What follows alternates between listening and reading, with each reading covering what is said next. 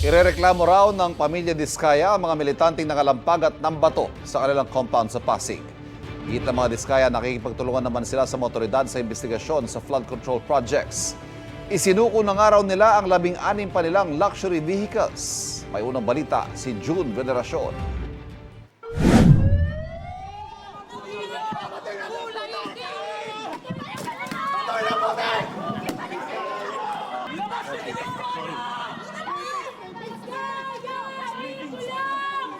Pinagbabato ng putik ng mga militante at ilang biktima ng mga pagbaha ang compound ng pamilya Diskaya sa Pasig City. Hindi pa sila nakontento.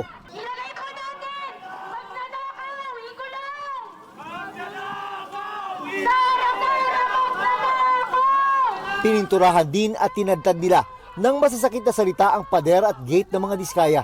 Yung gusto nating ipakita doon, yung mismong galit natin sa kanila na tayo, habang tayo ay nilulubog sa baha at putek, sila lumulubog naman sila sa pera na ninakaw nila sa mamamayan. Kusa rin ng disperse ang mga ralista matapos pagsabihan ng pulisya. Malinaw po na malicious mischief yan. So it's up to the management kung ano po yung magiging legal actions nila tungkol dito. Naiintindihan naman daw ni Pasig City Mayor Vico Soto na galit at dismayado ang mga tao, pero hindi raw dapat ito humantong sa karahasan. Aniya, hindi mga kurap ang masasaktan. Nag-aalala raw siya para sa mga security guard, trabahador at ralista. Ang pamilya Diskaya, desididong panagutin ng mga ralista. May mga legal ho kaming kriminal na ipapile sa kanila, sa mga organizers ng nasabing nagrally. Kung gusto nila ng accountability, ipulis mo muna ho nila yung sarili nilang organisasyon. Nakikipagtulungan naman daw sila sa mga otoridad. Voluntaryo raw isinuko ng pamilya sa Bureau of Customs o BOC ang 16 pa nilang luxury vehicles. So ito po yung 16 units na voluntary sinurrender ng Diskaya family.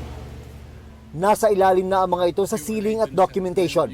Sa kabuuan, 28 sasakyan na ng mga Diskaya ang sinisecure ngayon ng customs para imbestigahan kung tama ang binayarang buwis.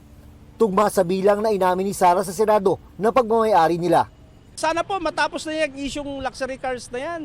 Para wala, kagaya po ng parati kong sinasabi sa inyo, wala pong tinatago ang spouses Diskaya. Iaapila rin daw ng kampo ng mga Diskaya ang pagkakansela ng Philippine Contractors Accreditation Board o PCAB sa lisensya ng kanilang mga kumpanya.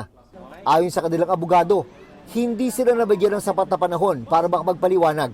Hindi po kami naniniwala na dapat kanselahin ng ganun-ganun na lang, na walang pagdinig walang wastong pagdinig base sa dokumento. Alam niyo naman yung nangyari kay Ma'am, no? Ma'am Sara, medyo pressured na siya. So kulang sa tulog, pagod, dire-diretsong pagtatanong. Kayo naman ho lumagay sa kanya. Mahihirapan din po kayong sumagot. Maaari namang umapila ang mga Diskaya ayon kay Secretary Cristina Roque ng Department of Trade and Industry na nakakasakop sa PCAB. Sabi ni Roque, posibleng madagdagan ng kumpanyang tatanggalan ng lisensya. If there are companies that have also violated the same violation or they don't follow the rules, then they will definitely their license will also definitely be revoked. Natanong din ng kalihim kung ano ang mangyayari sa mga ongoing project ng mga natanggalan ng lisensya.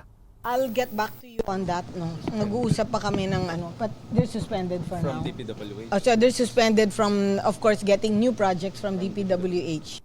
Si Iloilo City Mayor Raisa Treñas, susulat daw kay DPWH Secretary Vince Dizon kaugnay ng mga ongoing project na ipinagagawa ng construction firm ng mga Diskaya sa kanilang lungsod. Since gin-revoke, mapaunta-tunta man na din sa syudad ang tanan nila nga mga ongoing projects. We will ask the guidance from DPWH kung if we need nga on our end, mapa-issue kita. Ayon sa status report ng DPWH, Iloilo City District Engineering Office na isinumite sa Iloilo City LGU as of July 31.